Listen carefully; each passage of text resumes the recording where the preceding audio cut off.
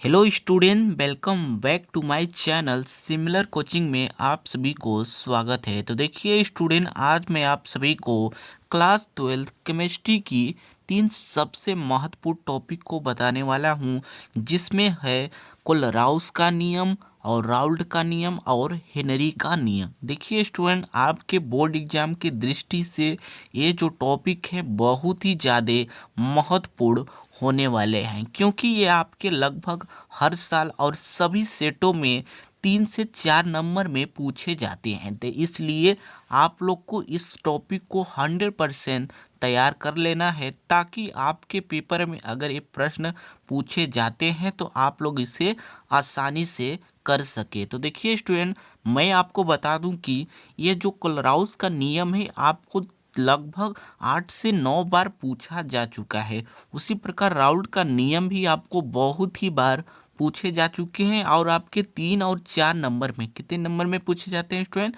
3 और 4 नंबर में पूछे जा चुके हैं। तो इसलिए हम लोग इन तीनों टॉपिक को एक एक करके अच्छे तरीके से समझ लेते हैं। तो आप लोग इस वीडियो में बने रहें, और अगर आप लोग इस चैनल पे नए हैं तो आप लोग इस चैनल को सब्सक्राइब करके वीडियो को ज़रूर शेयर कर दीजिएगा। तो ठीक है, हम लोग चलते हैं, एक एक करके सभी जो है टॉपिक को समझ लेते हैं। तो आगे देखते रहिएगा। तो देखिए स्टूडेंट, हम लोग का पहला जो क्वेश्चन है, कोलराउस का नियम लिखिए और इसके उपयोग को लिखिए। तो देख लेते हैं हम लोग अच्छे तरीके से इसका नियम और इसके उपयोग को भी हम लोग अच्छे तरीके से देख लेते हैं। तो देखिए स्टूडेंट, सबसे पहले इसके नियम को समझिए आप लोग अच्छे तरीके से कि इस नियम के अनुसार अनंत तनुता पर किसी विद्युत अपघट्य का मोलर चालकता, क्या कह रहा है कि इस नियम के अनुसार अनंत तनुता पर किसी विद्युत अपघट्य का मोलर चालकता विलयन में उपस्थित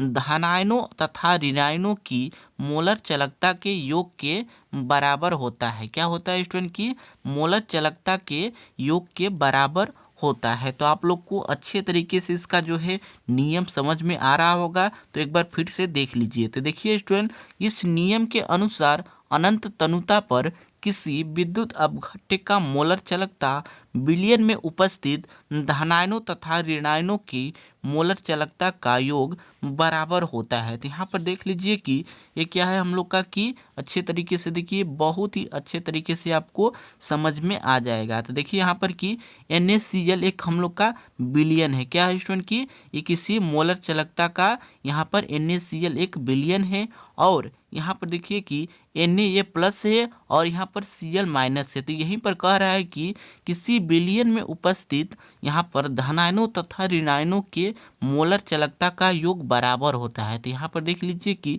ये हम लोग का धनायन है और ये हम लोग का ऋणायन है, तो इनके योग के ये जो है बराबर होता है। इसका नियम यही कह रहा है स्टूडेंट। तो आप लोग देखिए एक बार फिर से कि इस नियम के अनुसार अनंत तनुता पर किसी विद्युत अपघट्य का मोलर चालकता, क्या कह रहा है कि किसी विद्युत अपघट्य का मोलर चालकता, यहाँ पर क्या है, ये हम लोग का मोलर चालकता है। क्या है? NaCl कोई हम लोग का किसी विद्युत अपघट्य का मोलर चालकता है, विलयन में उपस्थित धनायनों तथा ऋणायनों की मोलर चालकता का योग बराबर होता है। तो ये हम लोग का धनायन है और ये Cl जो है ऋणायन है। तो इन दोनों का योग इन विद्युत अपघट्य के मोलर चालकता के बराबर होता है। तो आप लोग अच्छे तरीके से जान चुके होंगे कि कोलराउस का नियम क्या है, और इसके उपयोग को भी देख लीजिए। तो यहाँ पर आगे देखिए इसके उपयोग में क्या लिखेंगे आप लोग अच्छे तरीके से देखिए कि इसके उपयोग में आप लोग लिखेंगे, यहाँ पर देखिए कि कोलराउस के नियम की सहायता से दुर्बल विद्युत अपघट्य की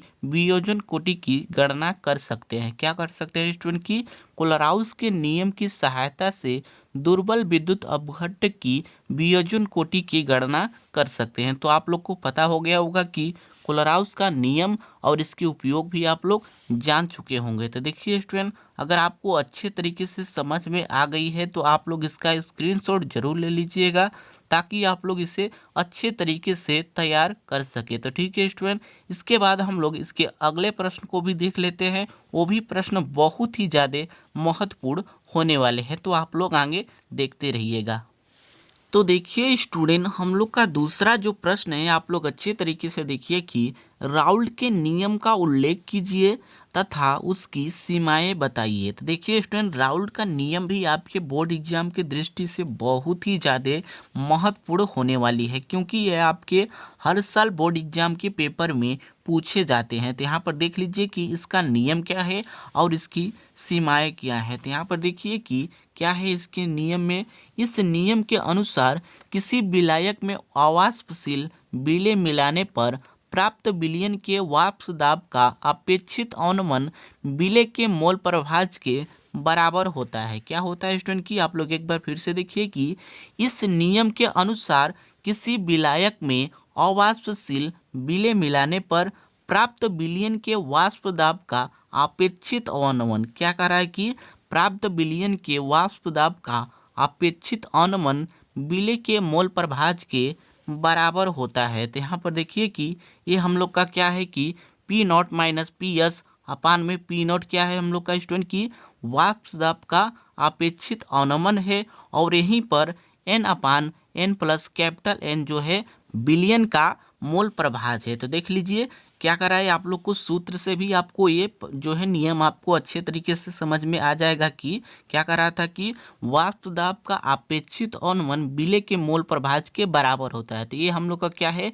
वाष्प दाब का अपेक्षित अवनमन है, और ये हम लोग का विलेय का मोल प्रभाज है। तो आप लोग को समझ में आ गया होगा कि राउल्ट का नियम क्या है, एक बार फिर से देख लीजिए। तो यहाँ पर देखिए कि इस नियम के अनुसार किसी विलायक में अवाष्पशील विलेय मिलाने पर प्राप्त विलयन के वाष्प दाब का अपेक्षित अवनमन विलेय के मोल प्रभाज के बराबर होता है। क्या होता है स्टूडेंट की विलेय के मोल प्रभाज के बराबर होता है। तो देख लीजिए विलेय राउल्ट का नियम आपको अच्छे तरीके से समझ में आ गया होगा। तो उसके बाद हम लोग इसके सीमाएं को भी देख लेते हैं, तो आगे आप लोग अच्छे तरीके से देखते रहिए। तो यहाँ पर देखिए स्टूडेंट, इसकी सीमाएं में आप लोग क्या लिखेंगे आप लोग अच्छे तरीके से जान लीजिए कि यहाँ पर अच्छे तरीके से देखिए कि यह तनु विलयन पर लागू होता है, और दूसरा जो है इनका सीमाएं में है कि यह वाष्पशील पदार्थों की विलयन पर लागू होता है, और यह विद्युत अपघट्य के विलयन पर लागू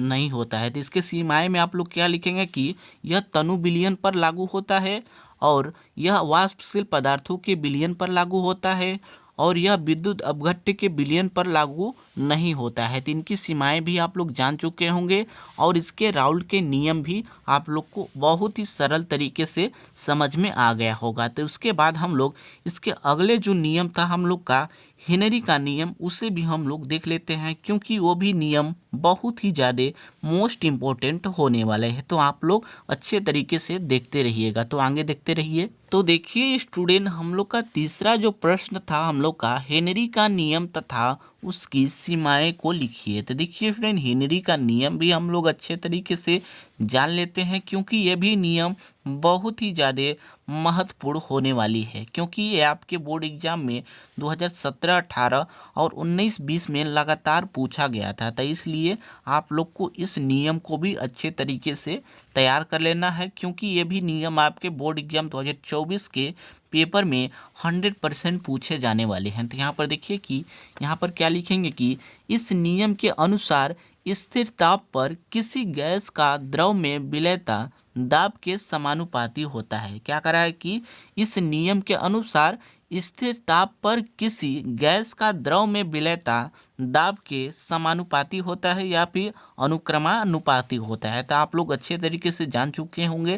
तो आप लोग यहाँ पर चित्र के माध्यम से समझ लीजिए। तो मान लीजिए हम लोग का ये कोई पात्र है जिसमें द्रव भरा है। क्या भरा है स्टूडेंट की, इसमें जो है द्रव भरा है, इसमें हम लोग कोई जो है यहाँ पर गैस को मिलाएंगे। मान लीजिए हम लोग CO2 गैस को इसमें हम लोग मिलाते हैं। तो क्या करा है, इस नियम को भी आप लोग इस चित्र के माध्यम से भी समझ लीजिए। तो क्या करा है कि स्थिर ताप पर किसी गैस, मान लीजिए कोई हम लोग का CO2 गैस है, द्रव में विलेयता दाब के समानुपाती होता है। इसका मतलब कि जितना हम लोग इसमें दाब लगाएंगे उतना ही ज़्यादा इसमें जो है गैस घुलेगी स्टूडेंट। तो आप लोग को समझ में आ गया होगा कि स्थिर ताप पर मतलब कि यहाँ पर जो इसका ताप होगा नियत होगी स्टूडेंट, यानी कि समान होगा, कांस्टेंट होगा। तो इसका जो ताप होगा नियत होगा स्टूडेंट। तो आप लोग को समझ में आ गया होगा कि स्थिर ताप पर किसी गैस का द्रव में विलयता दाब के समानुपाती होता है। तो यहाँ पर लिखेंगे आप लोग सूत्र में क्या लिखेंगे स्टूडेंट, अच्छे तरीके से देखिए कि